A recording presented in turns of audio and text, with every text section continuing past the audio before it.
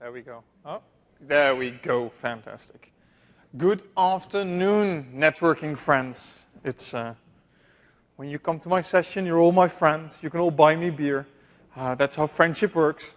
Oh, my voice sounds really. I don't sound this loud normally. Welcome to the Skype networking session. Let's start off with the things we need to talk about.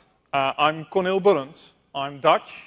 I have a few flaws in my speaking, so I thought I'd introduce them to you first, and then you can, at least you can walk away if you think I can't live with that. I tend to speak rather quickly. I sort of pace around the podium, but in this case I can sort of come real close to all of you. I am Dutch, so I have it's been called I have a grasp of the English language, and I tend to make up words every now and then. So if you think that you can't understand me, you are probably right.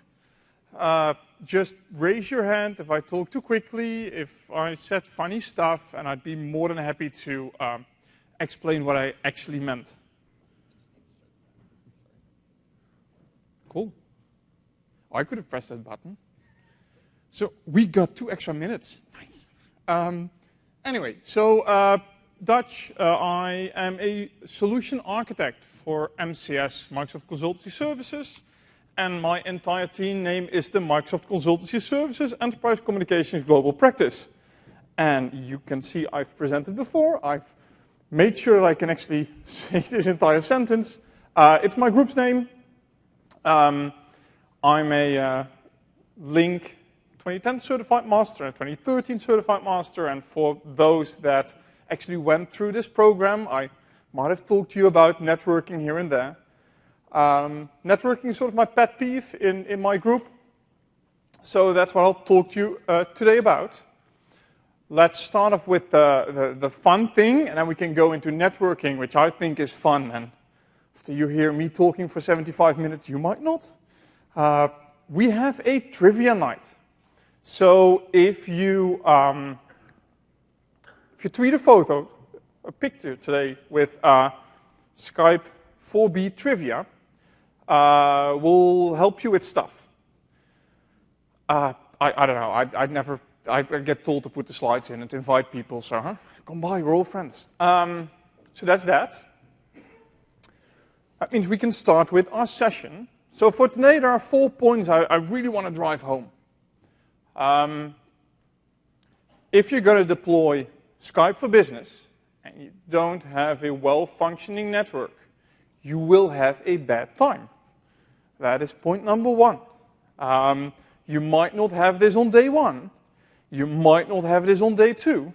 But today, your CEO, or at least the person that could possibly fire you, wants to use Skype for Business. That day, it won't work. The second one is we're really driving this proactive management of the network. Please do the proactive management. I have some tools for you, and we'll talk about those, but those will make your life a lot easier. Networking is ever evolving, so what works today might not work tomorrow. And we're giving you tools, and if you look at the progress we've made over the past few years, we're now spending more and more time about networking. I remember Mr. St. Paul coming on stage with the launch of OCS 2007 R2, where he pushed the big desk out of the stage, and he simply said, well, you just buy more bandwidth. You don't need network stuff. QS, not needed. We've changed since then. It's very important, and we really want you to proactively work with this. Proactively know that networking is evolving, new insights are gained, new technologies. Like software-defined networking, they're coming up and they're making the experience better. And the final point, and that's something, so I'm a very technical guy. And I like switches, I like routers, I like blinky lights. But the thing that I had to learn over the past years is that it doesn't matter how well the network is functioning if users are having a bad time. The quality of the network is measured by how happy the users are with the product. So one of the big changes we've made with Skype for Business is to rate my call. So you as an admin can enable this, and after each call, just like in Skype for consumers, you'll get this 5-star rating of how did you perceive this call. And we can do some pretty awesome things with that. So those are the 4 points I'll talk about today. With those 4 points, I have a small little agenda. We'll start off with perception versus reality. So that ties into the user experience. We'll do a quick networking 101. Because I know you all like networking, but let's make sure that we all talk about the same thing. Talk about our recommendations. So how do we recommend you build your network? And I have a small section on networking in tomorrow's environment. So let's start with perception versus reality. Clicker. Oh, I shouldn't move too far. So the first thing everybody always says, well, Skype for business, Skype built for the internet, we don't need network stuff. Because it works at home, right? I use Skype, and that worked great. Why do we need QS? And if I'm at home, it works flawlessly. I have no problem at all. Well, you're the only one on that connection doing a call. Shouldn't it just work? Well, fair enough. Yeah, it should just work, but there is a little back-end stuff that we need to do. My final one, you can't optimize the internet. I've got people working from home and they use internet stuff and you can't optimize that. So, and whenever I talk to customers, these are basically the things they throw at me. They tell me, well, these are their main, well, let's say, arguments of why they didn't really have to change anything about the network. That 10 Mbit hub should just function well with Skype for Business. Let's start with yes, it's built for the internet. Yes. When we designed Skype for Business, when we designed Skype, at least so we share the same media stack now, we are well aware that we have things like lossy networks, that we have things like unmanaged networks. But we can still, if we can get a 4 or a 5 out of a user experience, why settle for a 4 if we can make it a 5? And if you have a network where you can consistently get that 5, isn't that a way better experience? That's what we're trying to do. We're trying to get that 5 every single time. It will lead to fewer service calls. It will lead to fewer service interruptions. It will lead to a better user experience. In the end, if your users are happy, you can get that raise from your boss because you said, well, everybody's happy, I did a good job. You can get that raise, everybody happy. So in the end, we're talking about ensuring media quality over a network. And it's not really, we talk about if we build the network better, media quality is better. Well, it's more, if we make the network better, users are way happier. Users will consider this a better product. And in the end, we want satisfied end users. Because if we have unhappy users and we give them something good, like a happy network, we'll get happy users. It's a very simple drawing. I will admit this was too complex for me to draw, so someone else do that? It's not a joke. I actually had someone do this for me. It's just, me and paint is just really horrible. Again, unhappy user, optimized network, happy user. And to sort of give this user perception and give this the impact of what we're doing, because we're going to be a little bit of artist and scientist today. So we will do science time now. This is fun for at home. You can all download the decks, and you can do this at home. So you should get 2 cell phones and a friend. For some people, I suppose the cell phones are easier than the friend, just whatever you want. Make sure you have these. Tell the friend to go outside, so he might now not be a friend anymore. You go inside, the other guy goes outside. You find a window, and you sort of make sure you can't see each other. Have this conversation with him. Call him on the cell phone. Have a good conversation. Now walk to the same window. So the other guy's outside, you're inside. Try to continue your conversation while holding the cell phone. You cannot. It's a very simple science time thingy. It's impossible to have that conversation while looking at each other, and the audio is like, it's way delayed. And it's like 200 milliseconds, but it's enough for your brain to tell you, no, this is bad. This is a bad call. It's magic. Oh, magic, you see? Magic. But this is one of the things where, when we're optimizing the network, because this call was fantastic, right? We had a good call, we had a good conversation, we had a decent phone call, but now we can see each other, and everybody will say, no, this call is horrible. It's a horrible experience. But all of our data is telling us, no, the connection is good, and the phones are good, and you're happy with it. But now you can see each other. Our whole user experience has changed. So the point of this fun experiment for at home, that perception trumps reality. It's if you can build it as good as you can. If the end user experience sucks, not going to have a good time. So a little bit about why the end user experience is critical. Let's talk a little bit about networking 101. So we're going to talk about impairments. What are impairments? Impairments are bad stuff on your network. It's the basic summary when we talk about network impairments. But we also have different impairments that affect the user experience. We have things like bad headsets. We have people having a cold. I have a colleague whose voice is very high, and it doesn't get picked up well by microphones. It's very silly, but I can't have a phone conversation with him. Very slow PCs. And we need to realize that we can't always resolve them. What we'll talk about today is the network impairments, and we can resolve most of them. When we look at calls we get, and bad calls, and basically complaints for users, between 60 and 80% of all bad experience, network. Simple as that. It's the belief of, when we started off in the beginning, it's the belief of, oh, it should just work. We don't need QS. Oh, we had this Avaya. Yeah, of course, with Avaya, you need QS. You need VLANs. You need this and this. With Link, oh. Skype for Business, oh. Yes, you do. So, the three big impairments that we're trying to sort of eliminate from the network: jitter. Jitter is basically the buffer you need to rearrange the packets that come in. Packet loss, and please be aware, so we're not very specific when it comes to reporting about packet loss.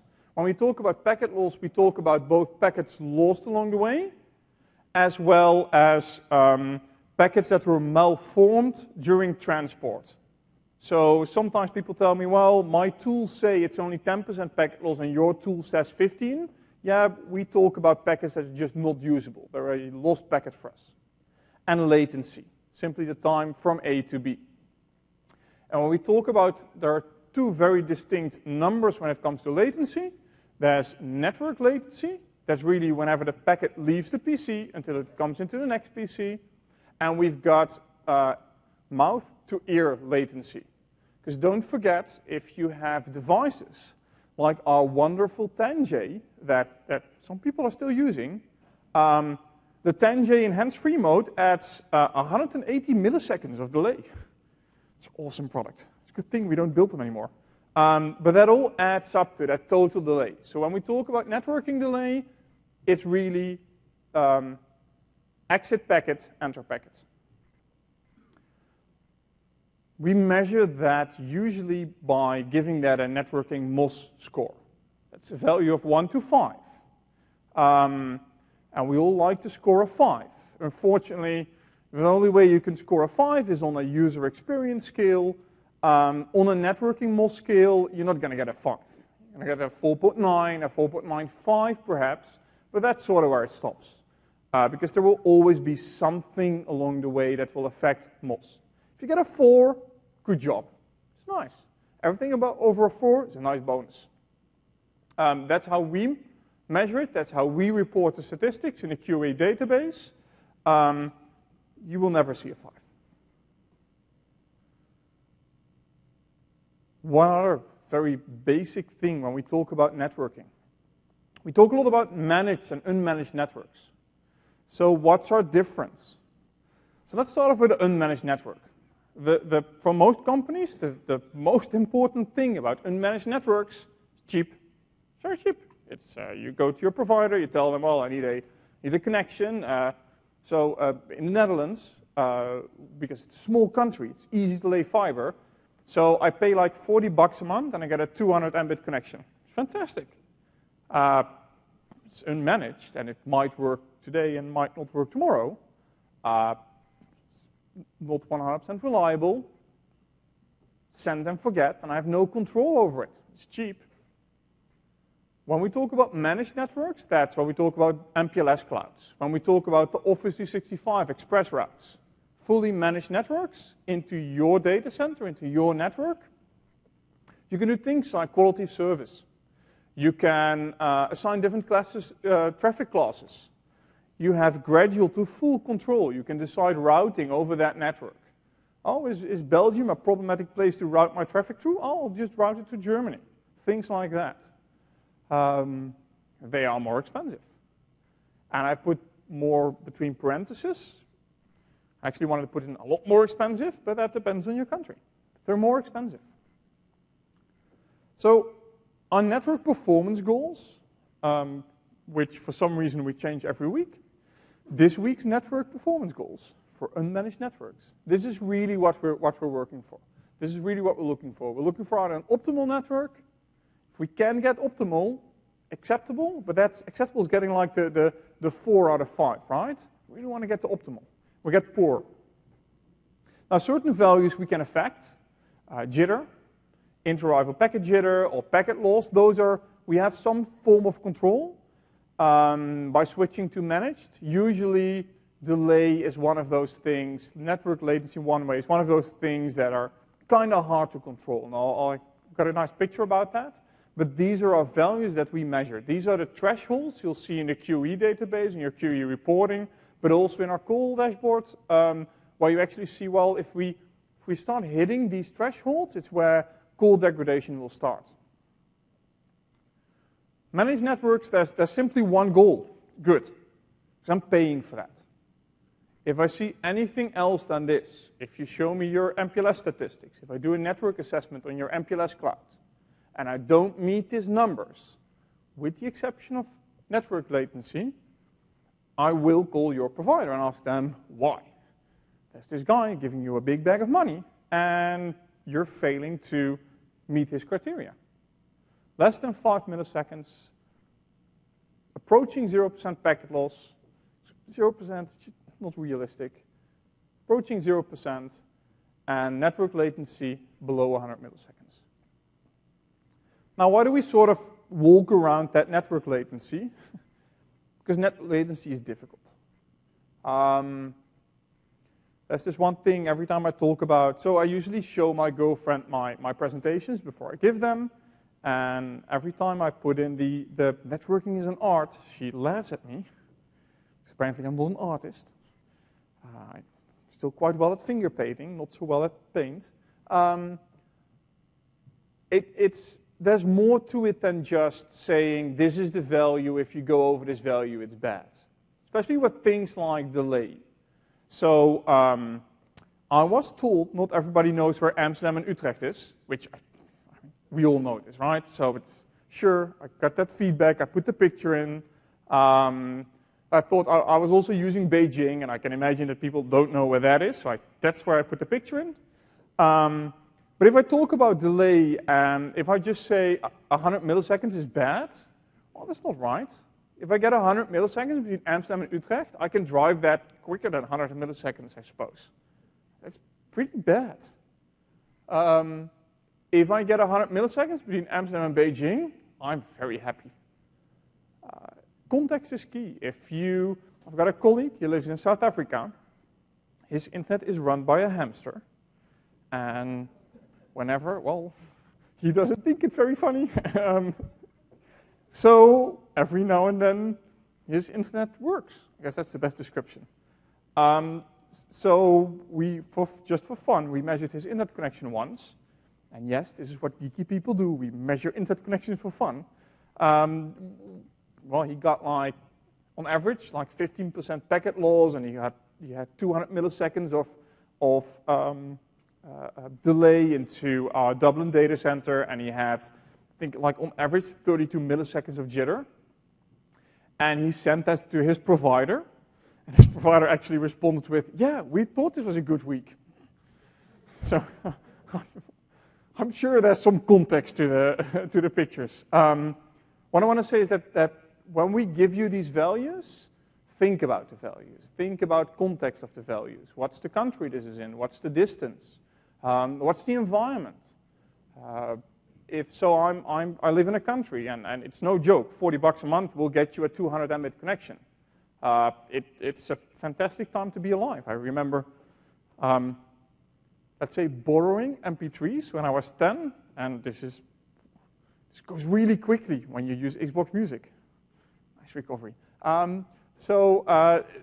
It's fantastic. But if you look at a country like, I've got some customers like in some of the Asian countries where it's hard to get a managed connection, like a 2 Mbit connection. That's all I can get. I've got certain Nordic countries. Try getting so context, Lappi, it's in the north of Finland. It's hard to get a very good connection there. This all puts the numbers in perspective. So what are our recommendations when we start deploying? So I've invented the networking cycle. I did that yesterday evening, which is probably the reason why it isn't on, why the presentation isn't downloadable yet. But the people did send me very angry emails, so it should be up somewhere. So these are, when I talk to customers about networking, there are 4 pillars that I talk about. Prepare before you start, implement whatever you think is best, verify if it's actually working, and educate your users. Because we can't get everything right. If I were to travel to South Africa and I start using my colleague's internet connection without any knowledge about the circumstance, without any knowledge of what it's supposed to be like there, I will think it's a very bad connection. And be that as it may, I could have been warned up front. It's a very important thing, and most people tend to forget that. Talk to your users. If your Wi-Fi network isn't great, you can either tell them, well, never do calls on the Wi-Fi. You can tell them, well, we're working on the Wi-Fi. We know it's not fantastic, but we're improving this, and we'll get it better. Up to that time, well, if you want to be sure, plug in a network cable. And once you're done with that education portion, you get happy users, you get a new bag of money, and you can start upgrading stuff. And the whole cycle starts again. So let's start talking about that preparing.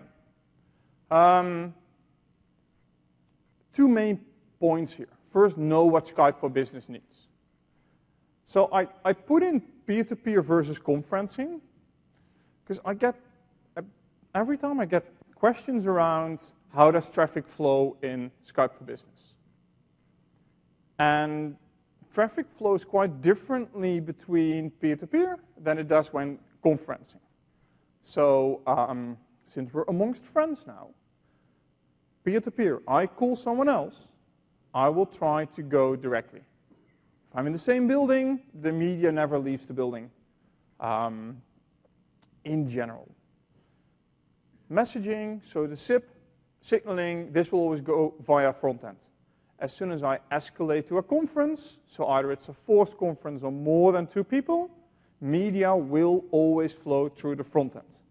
There's no sneaky backdoor where there's some peer-to-peer or some conferencing. It's either peer-to-peer or via our conferencing MCUs. What's also a very important thing to consider when you're preparing is which modalities are you going to offer your clients? Which modalities have you agreed that you'll deliver? IM and presence, it's like 2 kbps per user. It's not very interesting. Audio, and the interesting thing here is that I get into a lot of conversations with customers where they tell me, well, we want to do 720p video because that uses way less bandwidth than 1080p, so we limit that, and now everything fits in our 1 Mbit connection. Yeah, it doesn't really work like that. The biggest impact there is whether you enable video or not. As soon as it's enabled, whether it's 320p or 720p, doesn't really matter anymore. Conferencing, especially dial-in conferencing, it's a lot of fun, especially if you have people, your conferencing pool is in Europe, and you get people dialing in from Asia. And they use an Asian gateway. Well, it's all over your network. Telephony, one of those things. And the other thing, which is new, video interop, your VIS server. Know that all the media will flow through your CUCM. And your VIS server, and it will use the VIS server in most cases as an endpoint. So if you have a large deployment in Denmark, it's probably not a good plan to place all of your pools and all of your VIS equipment, put all of that somewhere in the US. Media will traverse your WAN. The other thing that's quite important is we need to know what your users need. And this really impacts your network planning. Do we have conference rooms? Open work areas versus offices, especially when it comes to Wi-Fi. I know when you're working in an office and you close the door, it sort of sounds like you're working in a cardboard box, and it doesn't sound like it isolates so much. It does isolate quite a bit of Wi-Fi. Usage patterns, so how are people actually using the products? I still have colleagues, the first thing they do when they walk into a conference room is log into the Skype conference that they're actually physically in and start audio and video and desktop sharing. While I've been told I cannot use the big stick method and hit people when they do stupid things, perhaps this works different in your company. It doesn't in mine. So I either have to try to educate people or I have to sort of cater for that. Same for conferencing behavior. How do people join these conferences? How do people, so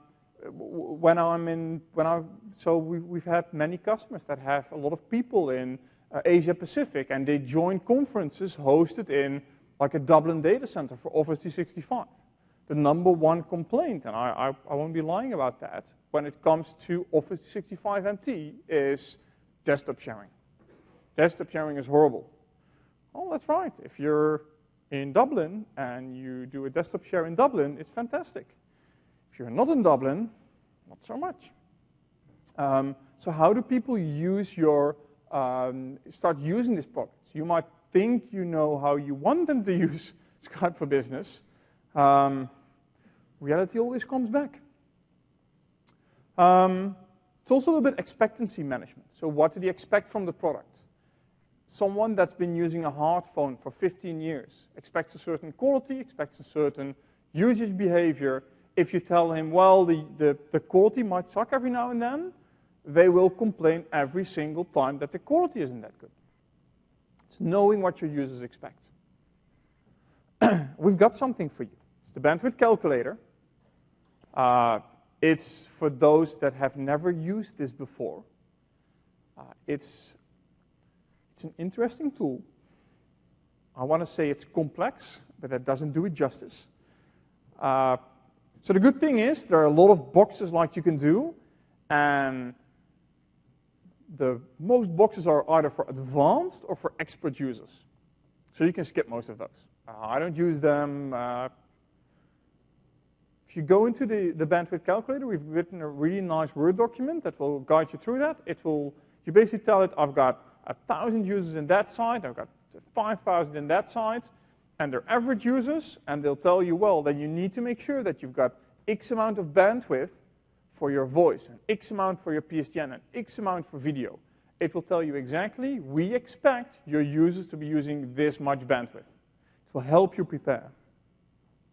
So some other stuff we've made to help you prepare for Link and for Skype for Business. Link network assessment, how do we do these? Network planning and deploying Link over Wi-Fi. And we'll talk about these in the deployment as well, but these are preparing documents that we've made for you. I like all the pictures. So if you're taking pictures, I've got an advice for you, and I'll go really slow for the next slide then. Download Office Lens, because it'll make it straight and nicely to read. We will also give these presentations out so you can click the links. That's even more convenient. The other thing when it comes to preparing, think about quality of service. Think about how you're doing quality of service. We're hitting the implement phase here. We're hitting the how do we want to do this networking stuff? How do we want to place this? How do we want to place this traffic on our network? So I've got a list of the exact queues that we recommend and the taggings we recommend for Skype for Business traffic. But in general, this is a common strategy for people, for companies to use. You have a finite amount of bandwidth. Let's say it's 10 Mbit. There's a specific amount of bandwidth reserved for audio, a specific amount of bandwidth reserved for video, and the rest is usually a junk queue. We look at the more older networks, the older deployments, I usually got like 5 to 10 queues. Newer deployments, audio, video, rest. What's important here, and that's always a conversation you need to have with the networking people, how do you handle overflowing traffic? There are two very distinct strategies. Strategy one is dump it into the next worst queue, or drop it. Drop it is a very popular strategy. So if I have 10 calls that fit within my audio queue, and I add a 11th call, and now that's too much, I will drop stuff. So the room is a bit too large for trivia. But if I ask people how many calls will be affected, you'll be surprised by the amount of people that will say just one, the 11th call. No, all of them are now very bad. And actually all of them are now losing about 9% of traffic. And we could save. For those missed it, the gentleman just caught his drink. Good stuff. We really want to make sure that when you add that 11th call, that the 11th call is simply denied. Use call admission control. Use something like that. Understand how your QoS works within your network. I'm not going to be popular with this one, but don't trust your network engineers. Just because they tell you it works this way, I check it. The amount of network assessments I've been in, and I've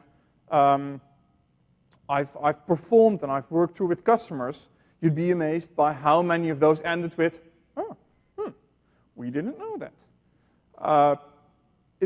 Check this stuff. It's very important. Same for video traffic. As soon as you go over a queue, it gets dropped.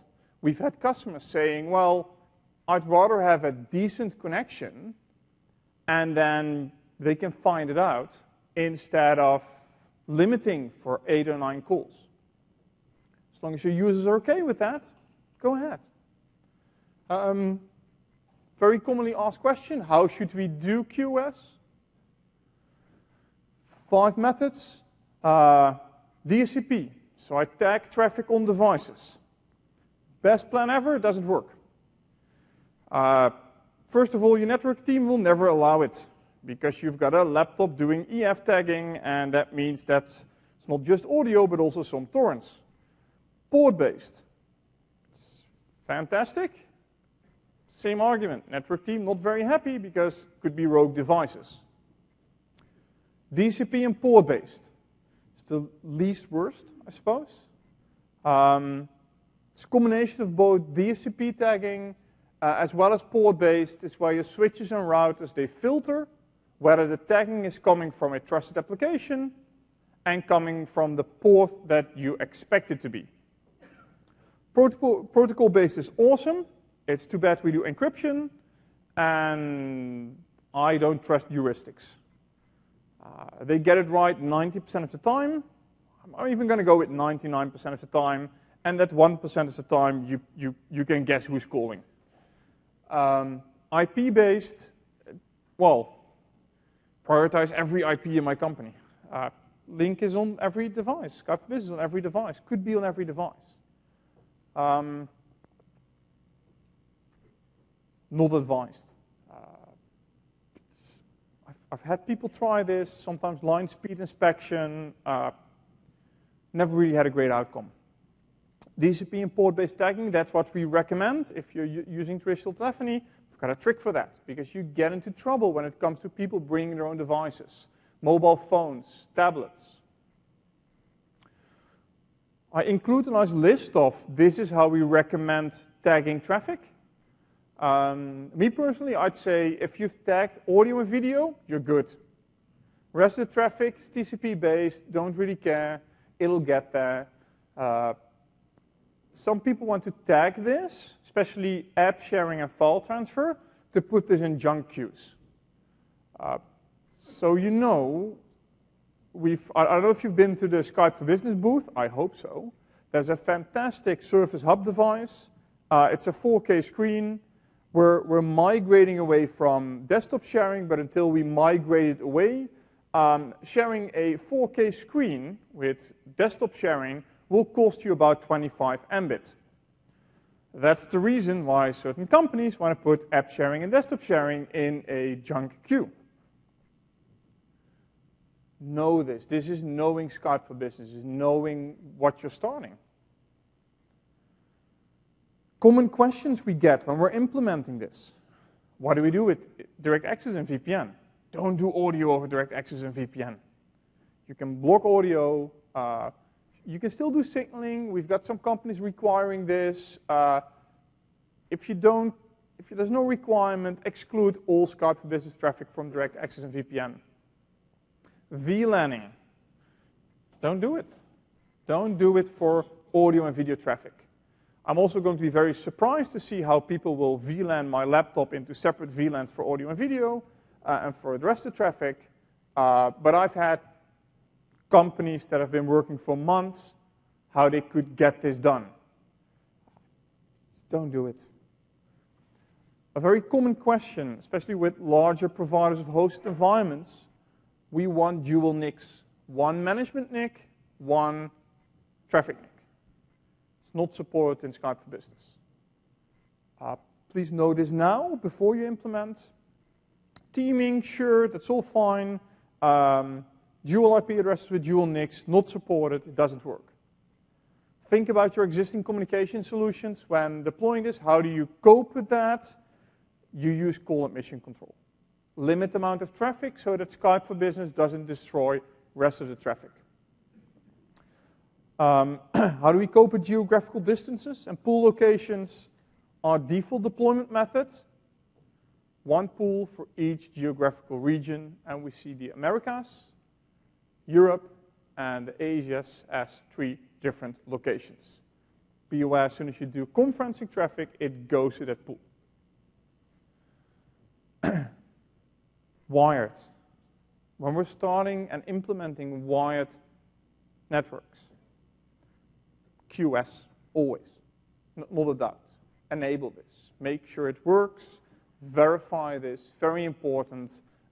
It will also impact your wireless traffic because properly tagged traffic on the wired network will be picked up by your wireless environment. I've put in consider backbone speed. I've seriously had customers that are running gigabit switches to the, basically gigabit to the PCs, and they connected switches amongst each other with gigabit as well. And then you had this one guy downloading a few ISOs from the management store or the management server, and with his PC he could bring down the backbone. I asked this. Port ranges is a recommendation we do. By default, Skype for Business can use like 10,000 ports, limited to 20 per modality. It makes it more manageable, makes it easier for you. It gives you a better grasp of what's happening. It will help you, if you need to do traffic sniffing, it will help you determining what's the media traffic. Documentation is everything. Think of your favorite customer, or if you're a customer, think of yourself, and think of the last time you've seen actual documentation about your network environment.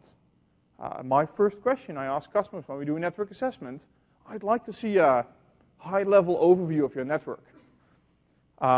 Every customer has this, and every customer takes about 4 weeks to find it. If it takes 4 weeks, you don't have it. PoE requirements, we see more and more devices using PoE. Test these. I've had multiple, at that point, link environments going down because when a vendor says it's 15.4 watts, they actually mean on certain ports.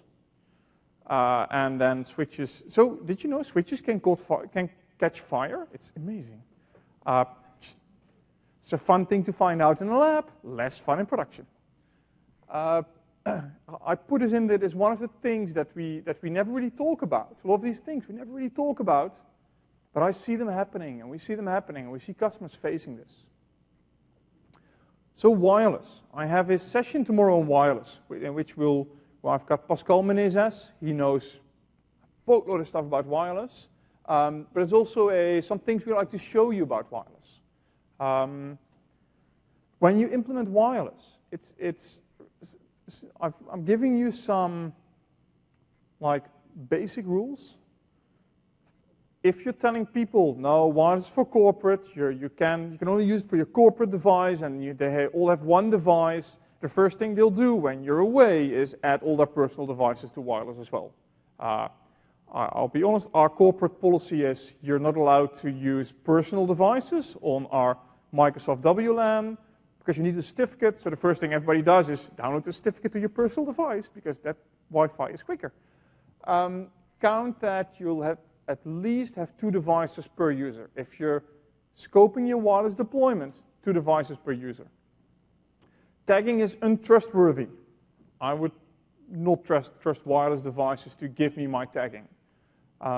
Wireless specs have been dubious at best, although we're getting there with proper WMM and proper, basically the proper WMM, the wireless multimedia specs. Most vendors tag however they feel fit. So I've had even mobile games that were tagging with, oh, I'm audio. Be aware of that. You can get a lot of rogue devices. I've had just companies with rogue wireless devices. And with a rogue wireless device, I mean the Android tablet of the CEO that was playing games, but the Android tablet was tagging everything as being high priority traffic. So he was just killing conferences that were happening next door.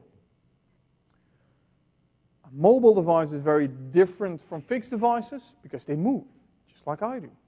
They move between access points. They move between rooms. There are so many wireless vendors, and if you buy a device, which wireless card do you buy? The cheapest, because that will save cost, and wireless is wireless. Well, something to test. There is a thing as too much wireless. I recently was in contact with a customer that fixed his bad wireless reception with doubling the amount of APs. And when that didn't fix it, he doubled them again.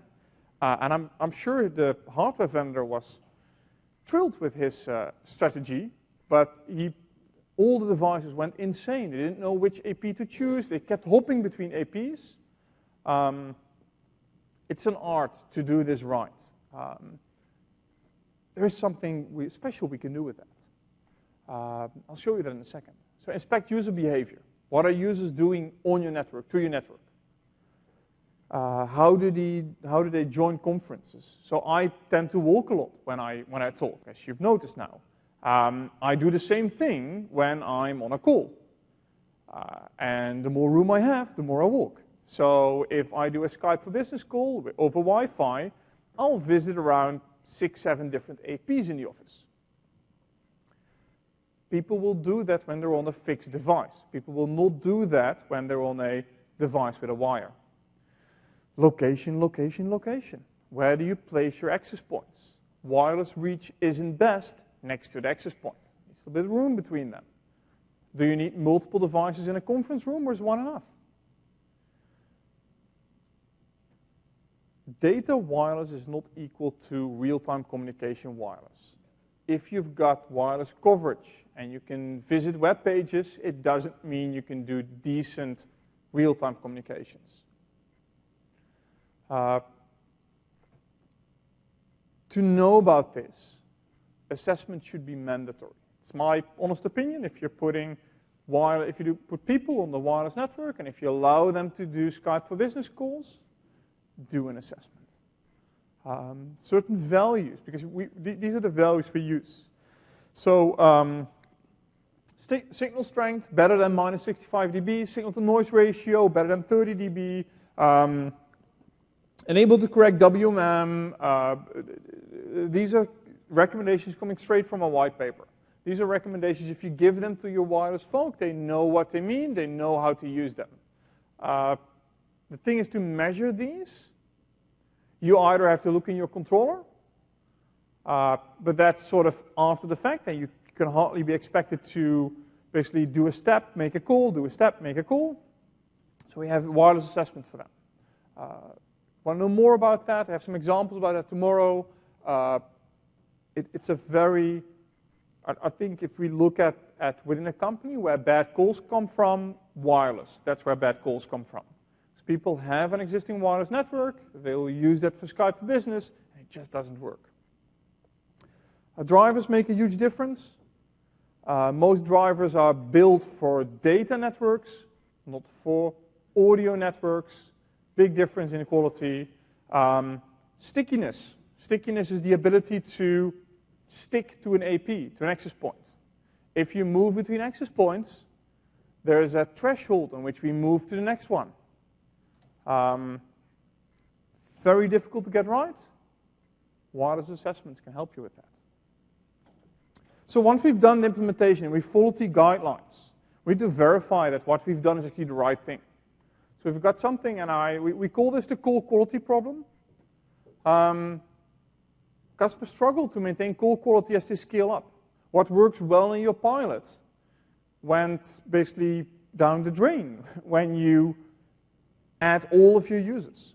So we have something we call this the call quality methodology. So when we go into this third portion of our networking cycle, verifying, we've built some tools for that. And why do we need them? Well, Skype for Business is hard. There are a lot of different components that can break, a lot of different components that can do naughty stuff. So to get a decent insight into all of these, and we have details around these. They're all in the QE server. We have all that data. But it's a lot of reading, and it doesn't always help you.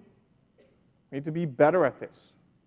So what we have is we have this QE database, and it tells you about things like my AVMCU stream to mediation server. What was the quality there? What was the quality about the mediation server to the gateway?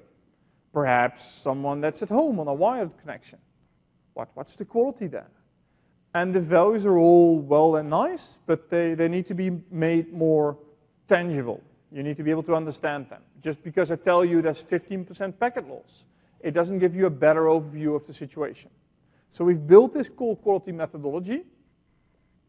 With the call quality methodology, we cover everything from devices to the systems to the media paths and the transport. We touch everything in the network, and we document everything in the network.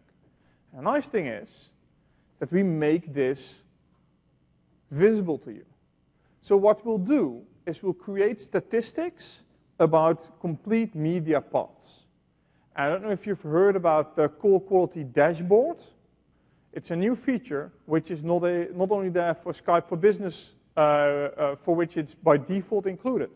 It's also there for our Link 2013 product, and it has these exact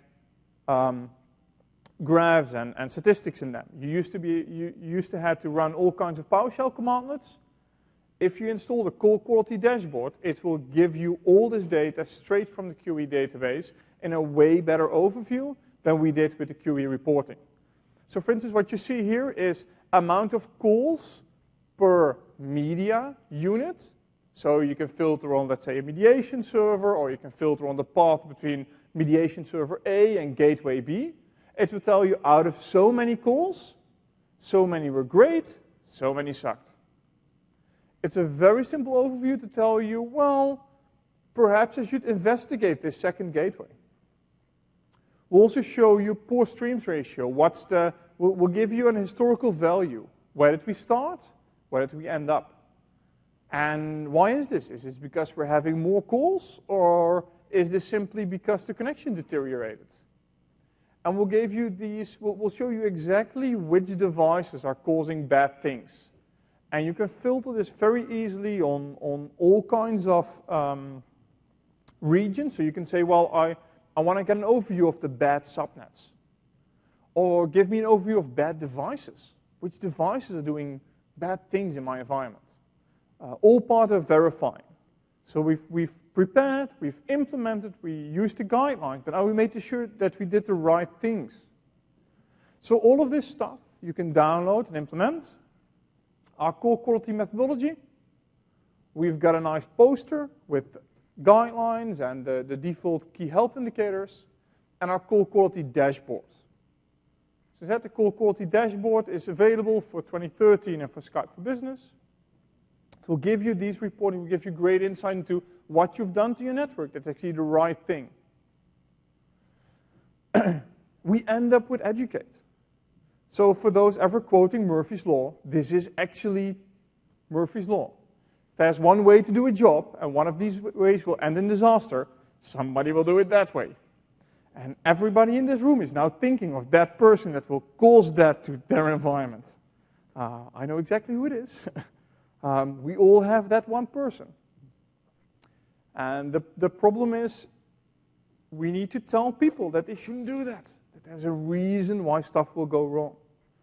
If we know that a certain subnet is having bad call quality issues, why not send out an email to users in that region? Say, hey guys, we know there's an issue there. So how many have actually ever done that when they knew there was an issue that they would then send out an email? How many people? So I know what my usual strategy was. I'll wait for a day, and if it's fixed, why should I tell them? Makes me look bad. And in the end, what made me look way worse is that I didn't tell them that they had a bad experience, and people will, if you get people that think that the call quality was bad, they'll start using their mobile phones because they've had that for 10 years and they keep using that. And all of a sudden, our reporting now says, oh, it goes great because we have almost no bad calls anymore. No one's using it anymore. Happens so many times. Educate people what to expect. If I'm in a hotel, don't expect to have great call quality every single time you place a call. Because it's a hotel, and you're sharing that with, well, you've got 23,000 competitors that want to place a call as well. Educate people. I understand a lot of these things, but do your end users do that as well? And it only takes one bad experience to counteract all those great experience, all that hard work you've done for your network. The only thing, if they have one bad call, they'll say, I'll take my mobile phone next time. Known issues are better than unknown issues. If they know something's wrong, if they know something can be broken, people are actually pleasantly surprised. Oh, I was told it would be bad today. It's actually not that bad. Oh, it's awesome. I like that guy. It's not how well it works, it's how well it's perceived. As long as you keep hugging people and telling them everything will be well, people will be happy. If you tell them it's probably going to be good, like a month or so, unhappy people. So that brings us to a portion like networking in tomorrow's environment. Because when we look at today's environments, and actually tomorrow's environment's really close. The devices I use for my work, so I use 4 or 5 devices, and I work for Microsoft, and Microsoft bought me one, and the other ones I bought myself. And I use all of them to do my job. But Microsoft doesn't manage them, because I'm a technical guy, I'm very stubborn, I think I can do it better. I'm probably wrong, but it makes me feel good. So how will they manage those devices? How will they ensure that I have great calls when they use those devices? It's a mobile-first, cloud-first world. People use devices and they use modalities wherever they are. I expect great calls in a hotel. I expect wherever I am in a company that I have a great call. If people tell me you need to have a wired cable attached to your laptop or else you can't place a call, well, I guess who's not going to place a call? Networking complexity is increasing. More and more devices. We need more bandwidth. We need the amount of bandwidth people require is growing quicker than what we can provide them. So they put a larger strain on the network, making networks more complex. Adding things like express routes. Will that make your network easier? Advanced payloads. So one of the sneaky things we did is with Skype, with Link, the old media stack, we used to have a RTP, real-time protocol port, and RTCP port. So we had people building heuristics to find out that this is audio or video by looking for those two ports. Well, guess who's not using an RTCP port anymore? Yeah, too bad. It's now totally encrypted. There's no real differentiation anymore. How are you going to know that this is audio or video traffic? Make it very hard, very difficult to do. So what we need, networking must be easier. Better insights, better manageability, less user intervention, stuff should just work. Go back to the first slide, Skype should just work. So one of the things, and we're really pushing this hard, and we don't think it's going quick enough, so we've joined the task forces, and this is all open protocol. We are working on application programming the networks. That's what we feel is our future for networking. That's where we feel that we can solve all of these crazy issues with APs overlapping each other. If my app tells me that there's some silly AP coverage going on, I can tell the controller, hey, you probably want to tune those things, and we can fix it on the fly without me going in and doing a wireless assessment.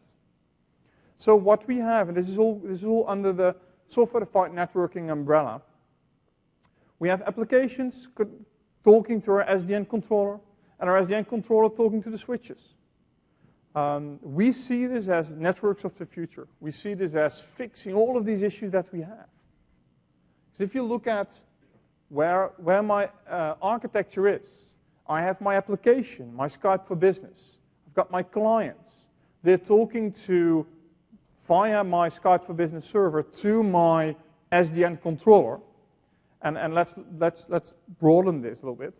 And I've got separate little modules running on that. So I've got a module that's basically saying, oh, looking at the data you're sending me, let's run some diagnostics, because you're telling me that your call is going quite poorly.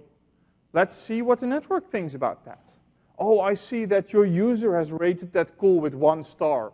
Let's take a quick look at what happened on your network. Why did the user get a bad experience? Maybe we should flag this to an admin that this router is saying he's playing nice, it's not being experienced as nice. Doing automated QS. That's the one thing that I love. It's I've been doing networking for a long time. I've always hated setting up rules for QS because they mostly worked. And the rule that didn't work, I had to troubleshoot. It took me hours, it took me days, especially with wireless. If I can just tell my network, do QS for audio, awesome. All these applications that we've got running, and the nice thing is, we've got a lot of vendors out there that have actually built this. It's probably not live in your network, so you can get it actually tomorrow. Tomorrow's network, you can get it tomorrow. So when we look at the next steps in networking, we really want to do automated diagnostics. We want to give you not the application-centric view. So if you look at the call quality dashboard, it's fantastic, it's awesome. It's application-centric. It tells you this is how Skype for Business perceived the call. If I look at something like Cacti or something like that, like a network monitoring tool, or as an MP trap, it will tell me this is how the network perceived the call. I don't care. I care how the user perceived the call. We want to do deep diagnostics. We want to do things like automated QS, UC orchestration. So where we are today, and this page will be updated this week, Jamie promised me, we have 5 partners that have something working today that we've announced something about. At the end of the week, we'll update this page. I think we're going to add 5 to 10 more partners. Aruba, Prism, Extreme, HP, and Nectar. They all do different things with SDN. And to give you a quick glimpse of how easy this is, we had, as you know, we love all partners best. One of our partners, Extreme Networks, was at the City of Bellevue. City of Bellevue said, well, this is really hard, this QoS. This is annoyingly difficult. We don't really want to do this. Extreme said, oh, we've got this SDN API, we'll do automated QoS tagging. And it took them a month, and then fully automated QoS tagging for all devices. It's not just a wire device, it's wireless, it's bring your own device. It's every device that used Skype for Business got automatically tagged with the right QoS tags. I've got a demo about that tomorrow. It's pretty awesome. Because what if we could provide insight per device type? What if we could provide diagnostics up to the switch port that tell you exactly what's happening on your network? Combine information from user experience and network monitoring and Skype for Business monitoring. That's what I care about. I care about how are users rating my call and how does this translate into what my network is doing. Dynamically deploy prioritization. What if I could just add all of my open flow switches to a controller and everything would go automatically? Awesome. Oh, sorry, I think that's awesome. I think maybe some of the networking guys think it's awesome. The right response for us, for people deploying Skype for Business, you shouldn't care because it should just work. With things like SDN, we can make it just work. So a quick overview of, and I stole these from our friends from Extreme, some of the reporting that they do, and we've got Nectar, and we've got HP, and we've got Aruba Networks, and we've got Prism, and they're all doing likewise reports. But they'll actually show you, hey, we've got calls going on, and we've got, for instance, I like this screenshot because the guys, they were using Cisco phones, and they were showing up within the call quality dashboards that they've got running. How's the quality for the Cisco phones? How's the call quality for people running Debian, virtual devices in Debian, doing Skype for Business? I did tell them it's unsupported, but they're doing it. Windows Server devices, Windows 8, Windows XP, with all kinds of devices running and testing, and we don't care what kind of device. We'll just do QoS tagging and we'll report on it. We'll give you insights. For instance, this is an overview of all the APs they've got running that are doing calls. Then we'll show per AP, this is how many calls we saw, this is how many bad calls, good calls, and poor calls. Maybe I should, for instance, if I see an AP here, hey, so I've got an AP that's doing 73 calls, 87, 83, and I've got APs that are doing 3. Oh, why is that? Maybe the one AP is positioned incorrectly. Maybe I've got a conference room there, I need more additional coverage. Having these insights, and this is combining what Skype knows, what the network knows, push them to also implement the user experience feedback into this. Having that one dashboard that tells you everything will allow you to proactively monitor, proactively engage, and proactively fix things. It will tell you things like the user experience versus the network experience, improvement statistics, and it will end up making network management fun. I like network management, and again, I try to hope everybody likes network management. With that, a well-working network is the foundation of any Skype for Business deployment. I hope we drove that point home. Proactive management of the network will help prevent complaints and issues. When we talked about the call quality methodology, call quality dashboard, main takeaway. It's ever evolving. I love SDN. Changing signs. Adding new modalities will change the way users work, will change the way your network has to work with them. In the end, user experience is key. So with that, we have 10 minutes left for questions. I would like to ask you to evaluate the session. If you say you didn't like this session or you didn't like me, there's an option for that. I will not present anymore. It's as simple as that. Please evaluate this. We take a lot of time and effort. We fly people in from all over the world, from the Dutchlands apparently, to present you this stuff and to help you with that. So please evaluate. And let's start with a question right there. Mr. Audio Guy, he wants to ask a question. Yes. So I just have a quick question with the DSCP values. So we have that set by GPO and it works great on managed computers.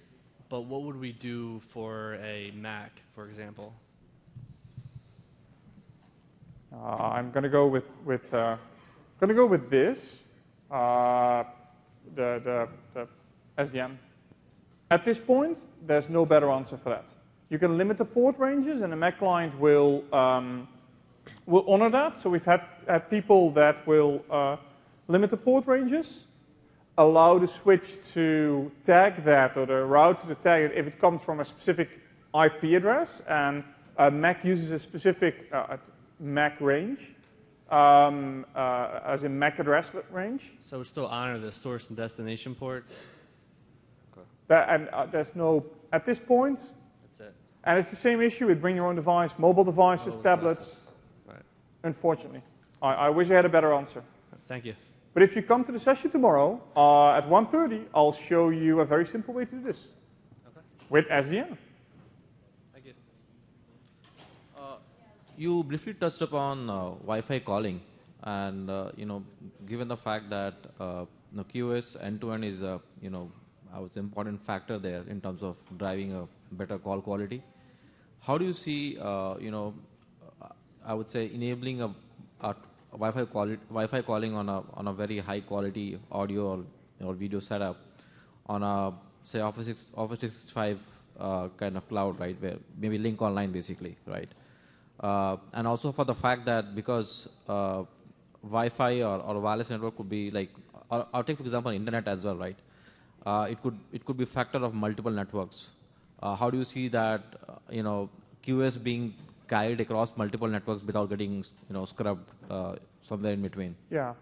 So the question is, how do we? Let me summarize. I understand the question is, how do I see QoS when traversing different networks, right? Yeah, that's right. I don't, realistically, because you're very correct. The tagging usually gets scrubbed. It's difficult to do. So what we see, so we still recommend doing QoS, because every advantage you can get, I'll take it, especially on the wireless.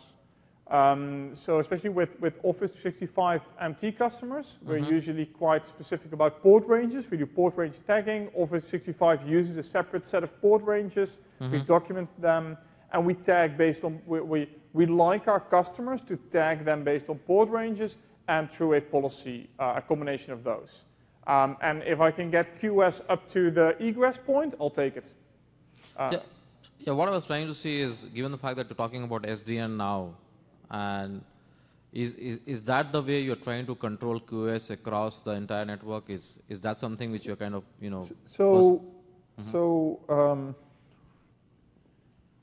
I need to give a very correct answer with this being recorded and stuff.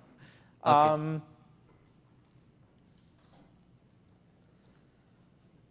And maybe you can in 2016, we want to have feature parity with the cloud and on-prem, right? We've talked about that. It's very clear. We're doing express route kinds of things. To me, it would sound kind of weird if we then did SDN for just on-prem. We've nothing to announce, nothing to promise. It's not me, but it's feature parity. Sure, I think we should talk offline. I think I've got a few more questions related to that. I'd be happy to follow up, and I can neither confirm nor deny anything. Sure. So I'm good. All right, thanks. I've been ignoring those people, so I'm going to go to that point, or else they're starting to be a crowd. So yes. You had a question, or you mentioned unmanaged network versus managed. I have a couple of customers I have actually a lot of customers who are on unmanaged networks, and a few of them have very unreliable internet. We would like to deploy Link, and we have deployed Link to them. However, the experience has been pretty shoddy. So, like, what are my options given, what I cannot control? Should I just tell them to use PBX again? Like, I don't want to tell people to go back, right? But like, because there is a bottom line, right, for what those should be, and then maybe I should just set expectations better. So yes, yes. I'm going to answer this question. So this is kind of the rock and the hard place, right? Yeah. So and the worst thing is they probably came off a PBX with a nice little wire, and that worked like a charm. Yep. Um, yeah, that,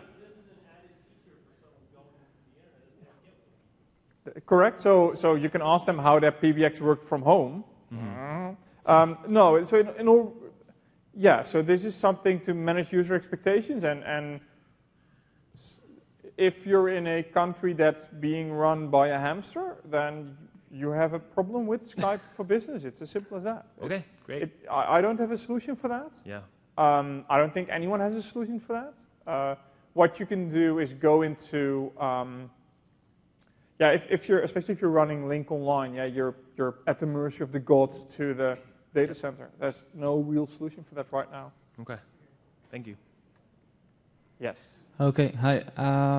I understand that you have some experience, like field experience with customers. So just on a less serious note, do you have any tip and tricks for kind of situations when you inform the customer that like 3 of their many subnets, you really see that it's crappy, and they just don't do anything about it, but still keep complaining over and over, and you keep explaining that, okay, yeah, I see that the call was not ideal, this whole subnet has problems. So any like tricks?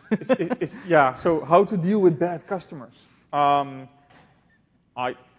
I'm in the luxurious position, but I can tell them, if you don't fix this, I will not listen to you, and then I just go away. And I just go away, because I don't see a point in listening to someone that tells me, I will not fix it, but I will complain to you. Yeah, they always tell that, yeah, okay, we understand. And yeah, maybe like a stress ball or something. Maybe that would work. I don't know. Yeah, so it's not a fun, no, it's not a fun job. It's not fun to do. What I found works in these situations is to give them independent results. Because the arguments I get into, especially with networking people, yeah, but Link says that, and Link has bad quality, so we don't trust the statistics. Fair enough. So we do a Microsoft, an MCS network assessment. We use an independent vendor for that. We have publisher topology, so every partner can do that as well. Independent results from a third party that we have no control over, and that usually gives us a very nice booklet that says, you remember when we said it was bad? This is a very independent person that says it's really bad. So we're sort of done here. Yeah, okay. And to be honest, a customer that doesn't pay you and really only complains to you isn't really a customer. It's like most of the network is fine, just really. Yeah, no, I totally understand. Yeah. And if they don't fix it but keep complaining, there's nothing much you can do. I said it was more like a less serious because there's nothing. And I still took it seriously. Yeah, thank you. You're welcome. Yes. Good afternoon, Mr. Cornel. How are you? I am doing well. I have a very simple question in 4 parts, 3 subsections and 2 other answers now. Anyway, simple question. I've already lost you right now. It's just...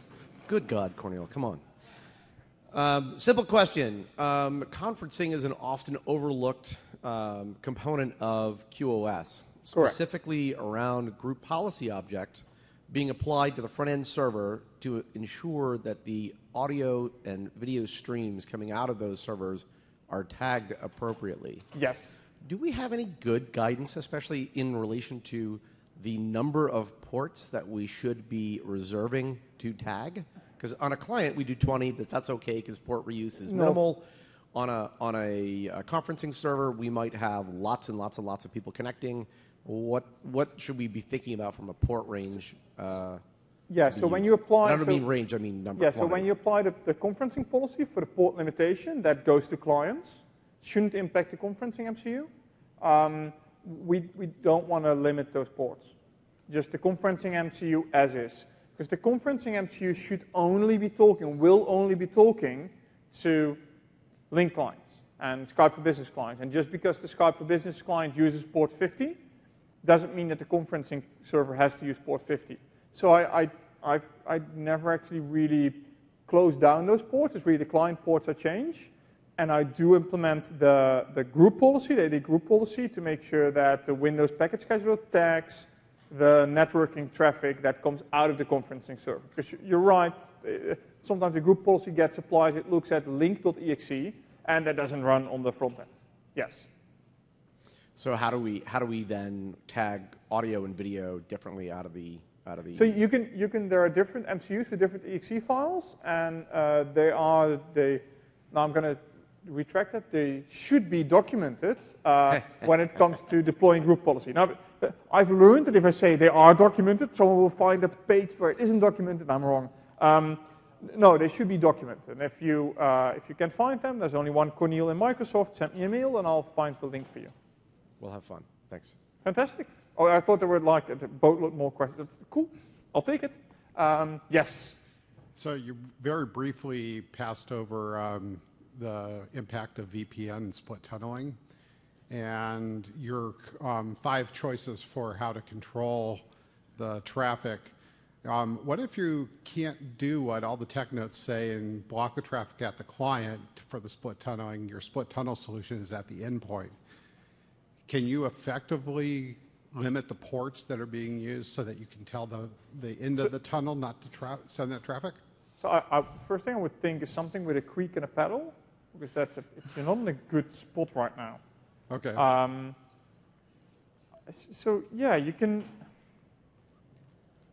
Suppose you can sort of concentrate this and then move this out. I'd have to.